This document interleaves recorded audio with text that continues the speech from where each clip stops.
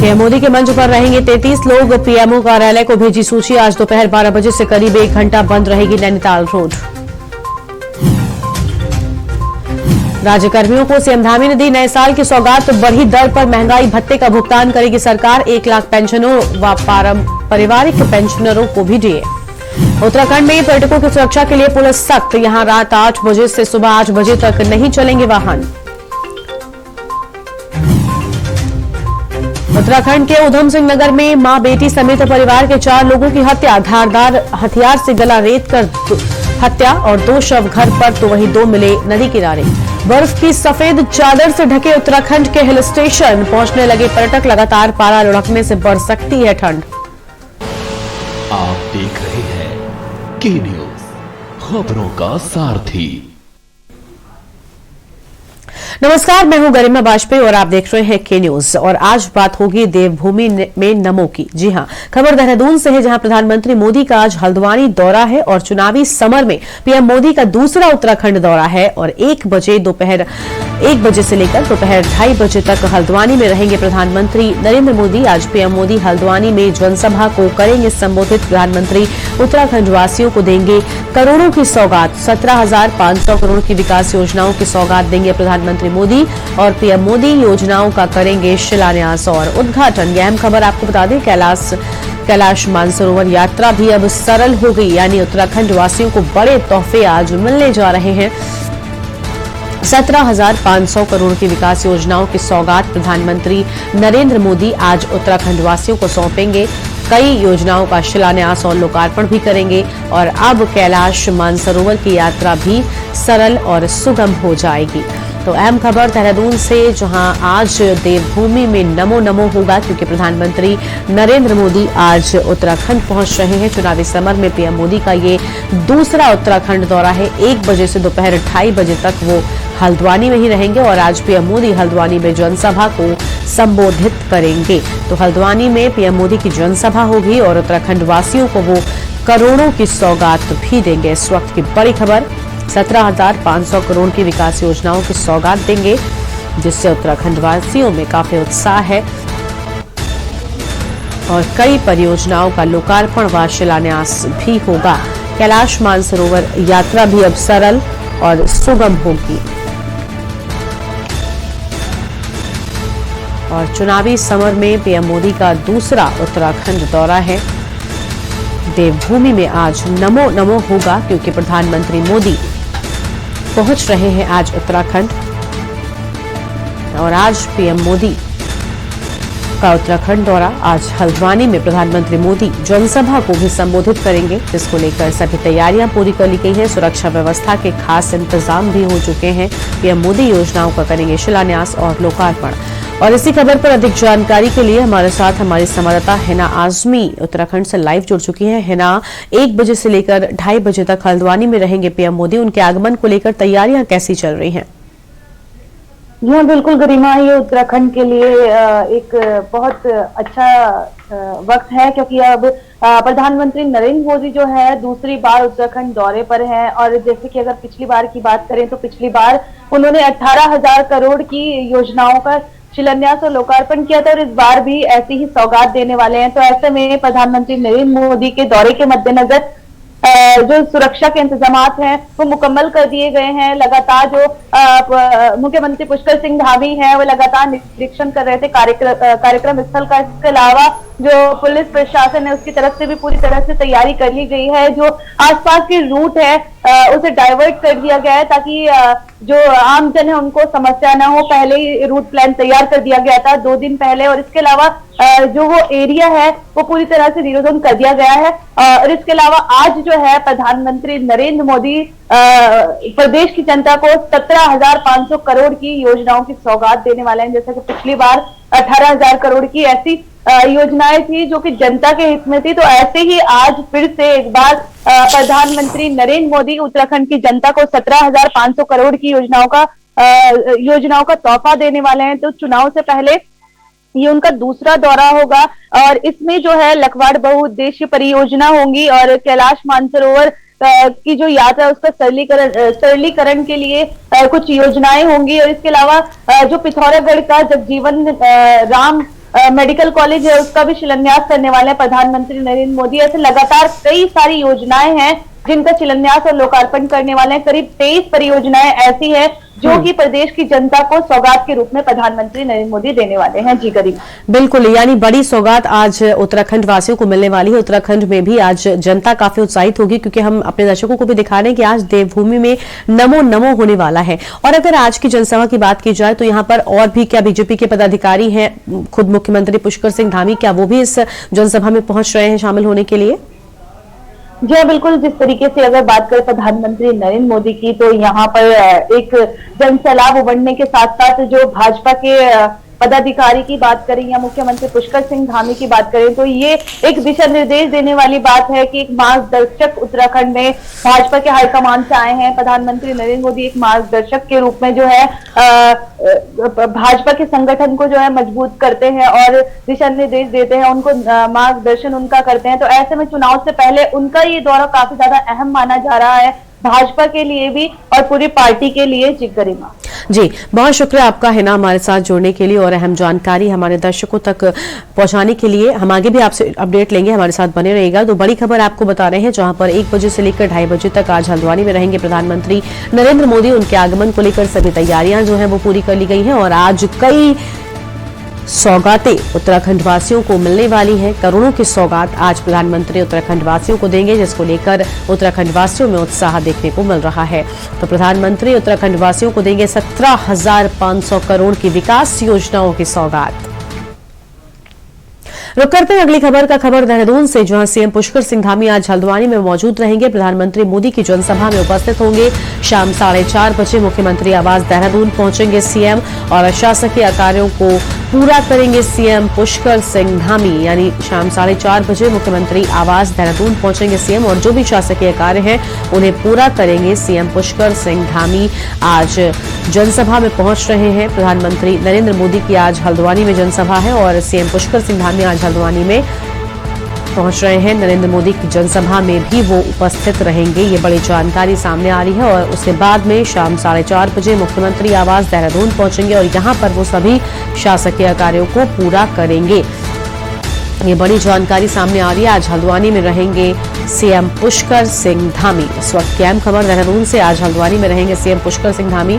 प्रधानमंत्री मोदी की जनसभा में वो उपस्थित होंगे और उसके बाद में शाम 4:30 बजे मुख्यमंत्री आवास देहरादून पहुंचेंगे और वहां पर पहुंचकर सभी शासकीय कार्य निपटाएंगे सीएम पुष्कर सिंह धामी। शासकीय कार्यों को पूरा करेंगे और सीएम पुष्कर सिंह धामी आज हल्द्वानी में रहेंगे मौजूद। तो पीएम का आज हल्द्वानी दौरा है और इस जनसभा में भी वो पहुंचेंगे। शासकीय कार्यों को भी पूरा करेंगे सीएम पुष्कर सिंह धामी। लेकिन जनसभा में उपस्थिति के बाद शाम 4:30 बजे वो मुख्यमंत्री आवास पहुंचकर सभी शासकीय कार्यों को भी पूरा करेंगे। प्रधानमंत्री मोदी की जनसभा में वो उपस्थित होंगे और आज हल्द्वानी पहुंचेंगे सीएम पुष्कर सिंह धामी। देहरादून से अहम खबर, शाम 4:30 बजे वो मुख्यमंत्री आवास पहुंचेंगे और यहां पर सभी शासकीय कार्यों का निपटारा करेंगे। अहम खबर देहरादून से, सीएम पुष्कर सिंह धामी आज हल्द्वानी में मौजूद रहेंगे।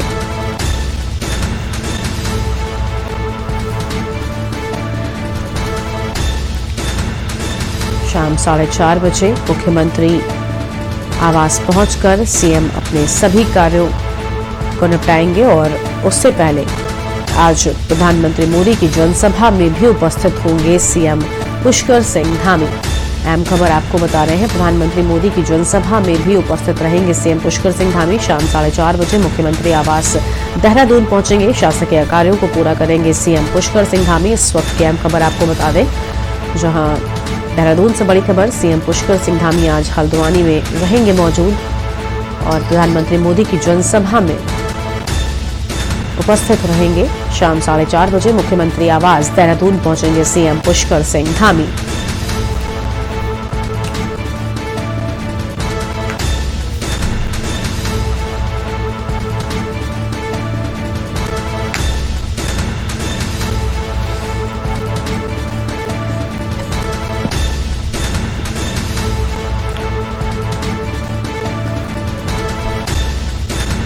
तो देहरादून से अहम खबर आपको बता दें, जहां शासकीय कार्यों को सीएम पुष्कर सिंह धामी निपटाएंगे और सीएम पुष्कर सिंह धामी आज हल्द्वानी में रहेंगे मौजूद। हमारे साथ हमारे संवाददाता हिना आजमी इसी खबर पर अधिक जानकारी के साथ में बनी हुई है। हिना, आज सीएम पुष्कर सिंह धामी भी हल्द्वानी के दौरे पर रहेंगे और साथ ही जनसभा जो प्रधानमंत्री की हो रही है उसमें भी मौजूद रहेंगे। क्या कुछ और अपडेट है? जी बिल्कुल, लगातार करीना जिस तरीके से प्रधानमंत्री नरेंद्र मोदी के दौरे को लेकर मुख्यमंत्री पुष्कर सिंह धामी कई दिनों से लगातार मेहनत कर रहे हैं। बात करें अगर संगठन की, तो संगठन को लेकर भी वे मेहनत कर रहे हैं कि किस तरीके से जो है तैयारियां की जाएंगी और किस किस कार्यक्रम में शामिल होंगे। और इसी के साथ ही वे लगातार जो कार्यक्रम स्थल है उसका निरीक्षण कर रहे हैं। और अगर आज की बात करें तो आज मुख्यमंत्री पुष्कर सिंह धामी पूरे जो दिन हल्द्वानी में ही बिताने वाले हैं, जैसे कि वो वहीं पर हैं। तो आज जो है करीब 11:30 बजे से ये कार्यक्रम की शुरुआत हो चुकी होगी और वहां पर जो है प्रधानमंत्री के समक्ष जो मुख्यमंत्री पुष्कर सिंह धामी है वह बताएंगे कि क्या क्या प्रदेश के हालात चल रहे हैं और कैसे कैसे जो है सभी जनता से वह भी जुड़ेंगे और क्या क्या भाजपा सरकार की योजनाएं रही हैं वह भी जनता तक पहुंचाएंगे। और ऐसे में लगातार जो है मुख्यमंत्री पुष्कर सिंह धामी प्रधानमंत्री नरेंद्र मोदी के कार्यक्रम में शामिल। जानकारी ये भी है कि शाम 4:30 बजे तक वो मुख्यमंत्री आवास भी पहुंचेंगे और जो भी उनके बचे हुए शासकीय कार्य हैं उनको भी निपटा सकते हैं।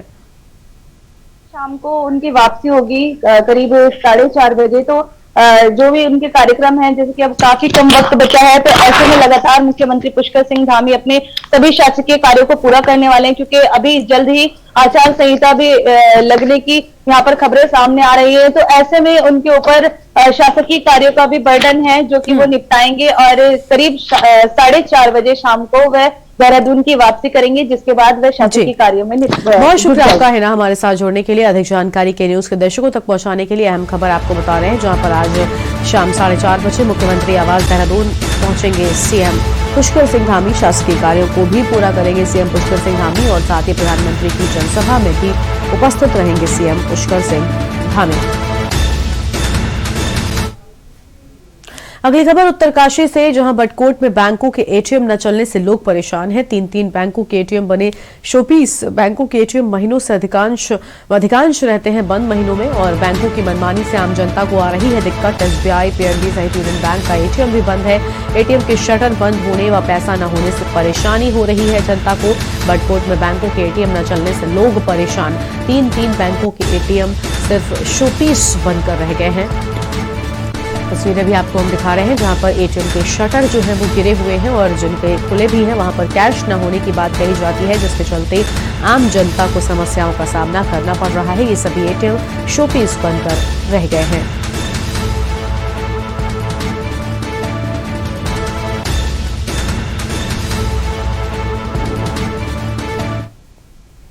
खबर लक्सर से, जहां 8,000 किशोरों को लगेगा कोविड का टीका। स्वास्थ्य विभाग की 15 से 18 साल के किशोरों को टीका लगने की तैयारी। आशाओं द्वारा घर घर जाकर किया गया सर्वे में 8,000 किशोरों को लगाया जाएगा टीका। और अहम खबर सामने आ रही है, जहां पर टीका 8,000 किशोरों को लगाया जाएगा और अब आशाओं द्वारा घर घर जाकर सर्वे भी किया गया। सर्वे में 8,000 किशोरों को लगाया जाएगा टीका, ये जानकारी सामने आई है। 8,000 किशोरों को लगेगा कोविड-19 का टीका, यानी कोविड वैक्सीनेशन जो है वो उस पर काफी जोर दिया जा रहा है। स्वास्थ्य विभाग की 15 से 18 टीमें अब लोगों के घर घर जाकर पता करेंगी। जिसे टीका नहीं लगा है उसे टीका लगाया जाएगा। 8,000 किशोरों को टीका लगाया जाएगा, ये जानकारी सामने आई है लक्सर से बड़ी खबर। 8,000 किशोरों को लगेगा कोविड-19 का टीका।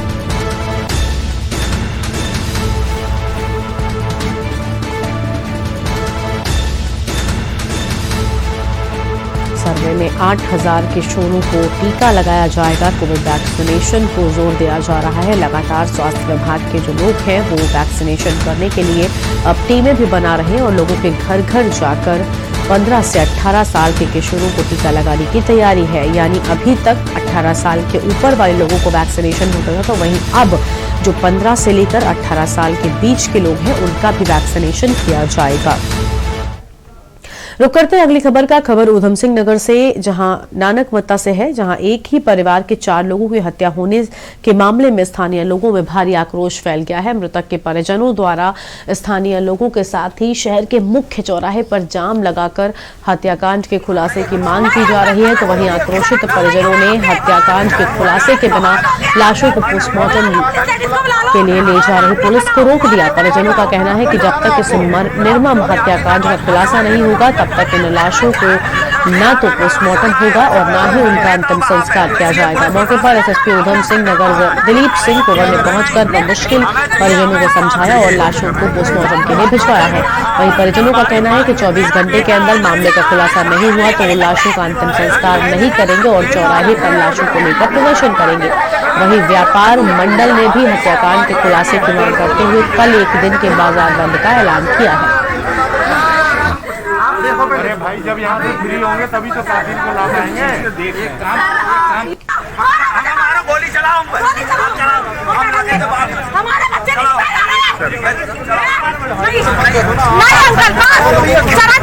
आपके बहुत हो गया,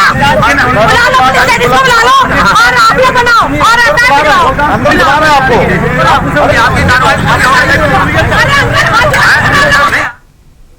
खबर उत्तरकाशी से, जहां आगामी विधानसभा चुनाव में सफलता हासिल करने के लिए भारतीय जनता पार्टी के बटकोट में महिला मोर्चा सम्मेलन का आयोजन किया गया और सम्मेलन में महिलाओं ने सर्वप्रथम राष्ट्रगान व दीप प्रज्वलित कर विधानसभा चुनाव में सफलता हासिल करने को हुंकार भरने के साथ ही एकजुट होकर पार्टी को मजबूत करने का संकल्प लिया। सम्मेलन में महिला मोर्चा सम्मेलन में मुख्य अतिथि प्रदेश कार्य समिति सदस्य सरिता जोशी ने सरकार द्वारा चलाई जा रही योजनाओं को महिलाओं के सामने रखा है।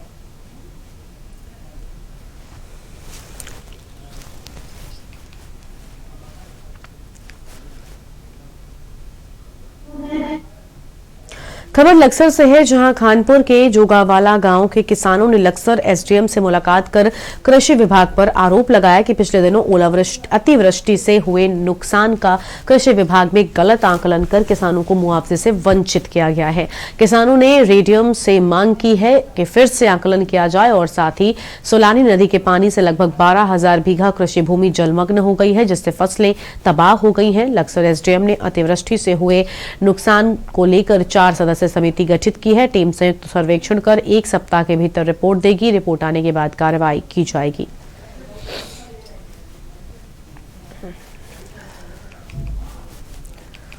राजस्व विभाग को निरीक्षण करने के लिए निर्देशित किया गया था, परंतु उनके द्वारा कहा गया है कि उनके द्वारा जो भी निरीक्षण हुआ था उसकी कोई जानकारी नहीं दी गई है। तो उसमें पुण्य तहसीलदार की अध्यक्षता में एक संयुक्त निरीक्षण टीम गठित कर दी गई है, जिसमें राजस्व विभाग, कृषि विभाग, सिंचाई विभाग के अधिकारी होंगे। साथ ही इनके द्वारा जो नदी में खुदान करने की बात करी गई है उसकी परमिशन के लिए इन्होंने अप्लाई कर दिया है। और फिलहाल यहाँ पर रुकते हैं एक छोटे से ब्रेक के लिए, कहीं मत जाइएगा, जल्द लौटेंगे। आप देख रहे हैं के न्यूज, खबरों का सारथी। नमस्कार। कोरोना का एक नया वायरस आया है, ओमिक्रॉन। ये बहुत तेजी से फैलता है। आपका बेटा, आपका भाई होने के नाते मुझे आपकी सेहत और आपकी ज़िंदगी की बहुत फिक्र है। हाथ जोड़ के आपसे विनती है, घर से कम बाहर निकलें, हमेशा मास्क पहन के रखें। मास्क बहुत बहुत ज़रूरी है और मास्क को सही तरीके से लगाएं। सोशल डिस्टेंसिंग का पालन ज़रूर करें और बार बार साबुन से हाथ धोते रहें। अभी तक जिन्होंने कोरोना वैक्सीन नहीं ली वो कोरोना वैक्सीन भी जरूर ले लें। हम 2 करोड़ दिल्ली वासियों ने जैसे पहले कोरोना का मुकाबला किया था, वैसे इस बार हम सब मिलके ओमिक्रॉन को भी हराएंगे। आपकी सलामती के लिए जो भी ज़रूरी कदम है हम उठाएंगे। हमें अगर कुछ रेस्ट्रिक्शंस लगाने पड़े तो प्लीज़ उनका पालन ज़रूर करना। वो केवल आपकी सेहत और सलामती के लिए हैं। हमेशा की तरह इस बार भी मुझे आपका साथ चाहिए। हर दिल्लीवासी अगर नियमों का पालन करेगा तो इस बार भी कोरोना जरूर हारेगा। जय हिंद।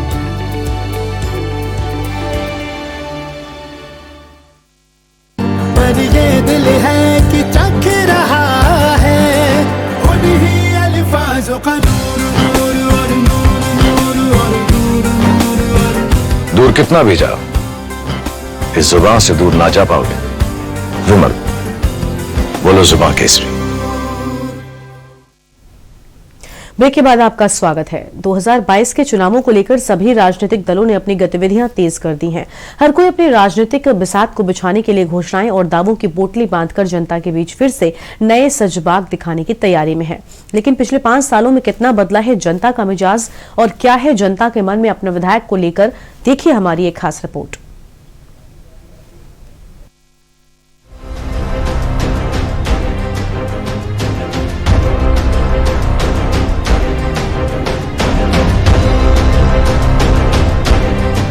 हर विधानसभा की अपनी परिस्थितियां हैं और अपनी अलग ही समस्याएं हैं, लेकिन सालों से सत्ता में रहने वाली सरकारों ने क्या वास्तव में उन समस्याओं का समाधान किया है, या यूं कहे कि सिर्फ चुनावों में मुद्दे बनकर उभरी बुनियादी सुविधाओं के नारे मंचों तक ही सीमित रह गए, या वास्तव में जनता ने जिसको चुनकर अपना प्रतिनिधि बनाया उसने जनता के हितों के लिए धरातल पर कार्य किए हैं। इसका रियलिटी चेक जब काशीपुर विधानसभा में किया गया तो 20 सालों से भाजपा के विधायक रहे हरभजन सिंह चीमा के चुनावी मुद्दे सिर्फ सभाओं तक ही सुनाई दिए, लेकिन काशीपुर की जनता को कभी उन समस्याओं से कभी जनता को निजात ही नहीं मिली। जलभराव सबसे बड़ी समस्या है जिसको लेकर आज तक कोई समाधान जनप्रतिनिधियों ने नहीं किया। यही वजह है कि बरसात में काशीपुर जलमग्न हो जाता है और जनता त्रस्त, वहीं सड़कें बदहाल हैं। और स्वास्थ्य के क्षेत्र में बात करें तो डॉक्टरों के अभाव में दम तोड़ता सरकारी अस्पताल आज भी ये समस्याएं जस की तस बनी है। बात करी जाए तो वर्तमान भाजपा विधायक जी की, हरभजन सिंह चीमा जी की, तो उन्होंने केवल जनता को ठगा है, उन्हें धोखा दिया है। विकास के नाम पर जो भ्रष्टाचार की एक लाइन उन्होंने लगा रखी है, चाहे वो आरओबी को लेकर हो जो छतरी चौराहे पे बन रहा है, या फिर रामनगर रोड वाली क्रॉसिंग हो, या फिर यहाँ की सड़कों के खस्ता हाल हो। और रही बात कि कौन हमारे काशीपुर का विकास कर सकता है या किसको काशीपुर चुनने जा रहा है, तो वो ही व्यक्ति होगा जो युवाओं के रोजगार की, बिजली की, पानी की और मूलभूत सुविधाओं की, सड़कों की, नालियों की बात करेगा।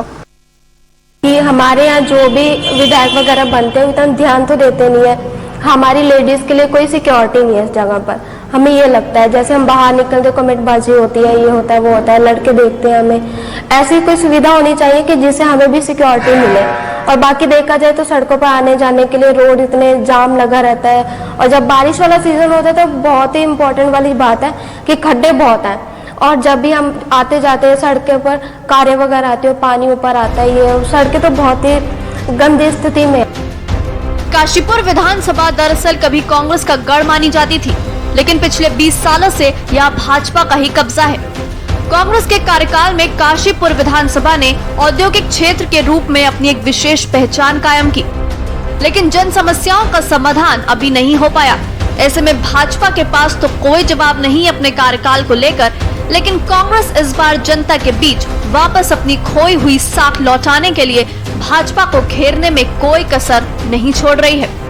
भारतीय जनता पार्टी ने जिस प्रकार से चुनाव लड़ा वो एक अपने आप में दुखद स्थिति में चुनाव लड़ा।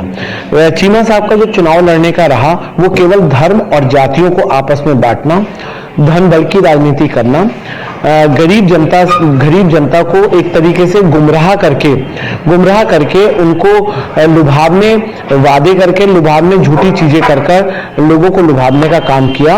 और जिस प्रकार से आप देखेंगे कांग्रेस और बीजेपी के बीच में जो वोटों का ध्रुवीकरण हुआ उसकी मुख्य वजह ध्रुवीकरण रही, चाहे उसमें समाजवादी पार्टी का योगदान रहा हो, चाहे बहुजन समाज पार्टी का योगदान रहा हो, तो कहीं ना कहीं जनता ने गुमराह होकर वोटों का ध्रुवीकरण हुआ और कांग्रेस के हारने की मुख्य वजह रही। वादों और दावों की पोटली लेकर एक बार फिर आपके दरवाजे खटखटाने के लिए वो नेता फिर से तैयार है जो पहले भी आपसे कई वादे कर भूल चुके थे। लेकिन चुनावी वर्ष आते ही वही नेता फिर से वोट लेने के लिए चुनावी सभाओं में बड़े बड़े वादे लेकर आपके सामने है।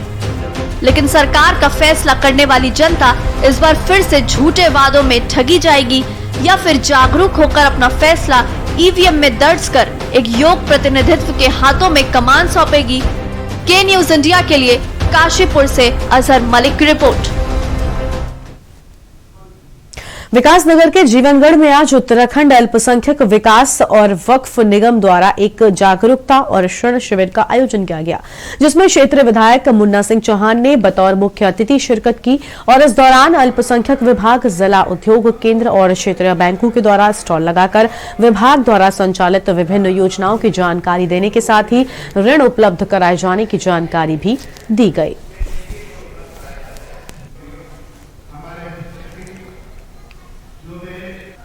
कोर्स करता है, चाहे कोई MBBS कर रहा हो, BTech करता हो या अन्य जो भी व्यवसाय कोर्स करे, उसके लिए हम अधिकतम 5 लाख जो है ब्याज मुक्त उसको जो है ऋण देते हैं और उसका कोर्स पूरा होने पर उसको जो है 6 महीने के पश्चात उसके जो है 36 किस्तों में उसको वापस हम उससे लेते हैं। और इस बुलेटिन में बस उतना ही। आप देखते रहिए AK न्यूज़ इंडिया। नमस्कार। आप देख रहे हैं K न्यूज़, खबरों का सार। उत्तर प्रदेश सरकार कोविड-19 के संक्रमण से मृतकों के आश्रितों को 50,000 रुपए की अनुग्रह राशि प्रदान कर रही है। अनुग्रह सहायता राशि के लिए आश्रित अपने जिले के कलेक्ट्रेट स्थित कार्यालय में ऑफलाइन या राहत आयुक्त कार्यालय की वेबसाइट rahat.up.nic.in पर ऑनलाइन आवेदन कर सकते हैं। आश्रित कोविड से मृत्यु का प्रमाण, मृत्यु प्रमाण पत्र और बैंक पासबुक की कॉपी के साथ आवेदन कर सकता है। अधिक जानकारी के लिए rahat.up.nic.in पर लॉगिन करें या राज्य स्तरीय राहत कंट्रोल रूम हेल्पलाइन 1070 पर कॉल करें। हर मुश्किल में साथ, संवेदनशील सरकार।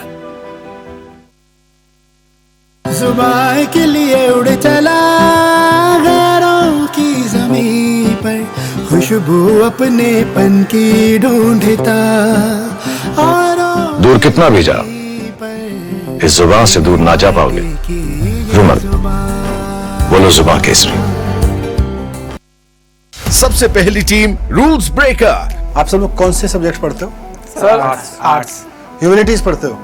सर ह्यूमैनिटीज के सब्जेक्ट पढ़ते हो, टेक्नोलॉजी पे काम करके टेक्नोलॉजी का स्टार्टअप शुरू कर रहे हो, कुछ टेक्नोलॉजी का आइडिया है? सर यस, फिलहाल हमें तो इंटरेस्ट ना साइंस में ही था, बट सर हमें मतलब कि 10th में मतलब लॉकडाउन लग गया था तो पढ़ाई थोड़ा लॉकडाउन चला गया, तो इसलिए हमें आर्ट्स ले लिया। सो आप ये भी प्रूव कर रहे हो, ये भी रूल तोड़ रहे हो कि 10वीं क्लास में अगर नंबर कम भी रह जाए तब भी कुछ जिंदगी में बड़ा कर सकते हैं। Good, proud of you. और अब आपके सामने आ रही है team next innovation. Solar power bank idea बहुत अच्छा है, इसकी जरूरत कहाँ से पड़ेगी? क्यों ऐसा क्यों बनाया? ये जैसे ग्रामीण क्षेत्र हो गए जहाँ बिजली नहीं आती और जो सुबह से शाम तक काम करते हैं, डिलीवरी बॉय वगैरह और पुलिस ऑफिसर हो गए, उन लोग जो धूप में रहते हैं, तो उन लोग के लिए हमने बनाया। अगर हम इसको पूरी धूप में रखेंगे कितना टाइम लगता है पूरे चार्ज लेने के? 2 घंटे लगते ही सिर्फ फुल चार्ज होने में। अच्छी चीज ये है कि आपने जो प्रोडक्ट बनाया है यूटिलिटी बहुत है। All the best. अब मिलते हैं रेनबो होम इंडस्ट्रीज से। जो घर में लेडीज अपने खुद के लिए जो काम करना जानती हैं, तो वो सर सिर्फ अपने लिए बनाती हैं, उनको उससे कोई अर्न नहीं हो रहा या कुछ कमा नहीं रही, तो हम ये चाहते हैं कि वो हमारे स्टार्टअप में, हमारे इस बिजनेस में साथ आए और वो कुछ नहीं कमा रही है तो वो हमारे साथ मिलकर इसमें कमाए। Business blasters new year special देखिए 31 दिसंबर और 1 और 2 जनवरी को शाम 7 बजे आपके टीवी पर। खुदी को आजमाया है तो ये अंदाज आया है, खुदी को आजमाया है तो ये अंदाज आया है। तुम में भी मैं हूं, शुद्ध प्लस पान मसाला।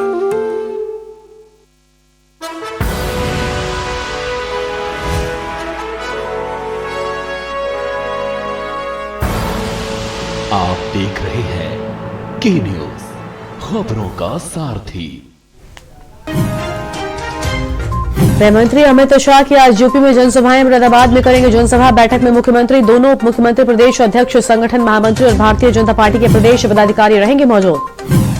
सीएम योगी के ताबड़तोड़ दौरे आज गोरखपुर, महाराजगंज, पीलीभीत दौरे पर रहेंगे सीएम। गोरखपुर में वाटर स्पोर्ट्स कॉम्प्लेक्स का करेंगे लोकार्पण, विकास योजनाओं का करेंगे लोकार्पण और शिलान्यास। पूर्वी यूपी माफिया के कलंक से मुक्त, गोरखपुर में योगी का दावा। पूर्वी उत्तर प्रदेश माफियाओं के कलंक से हुआ मुक्त, कहा विकास की संस्कृति स्थापित करने के लिए राजनीति में आए। बीजेपी के प्रदेश अध्यक्ष स्वतंत्र देव सिंह आज कौशाम्बी, लखनऊ में विभिन्न कार्यक्रमों में होंगे सम्मिलित। आज भारतीय जनता पार्टी पिछड़ा वर्ग मोर्चा जिला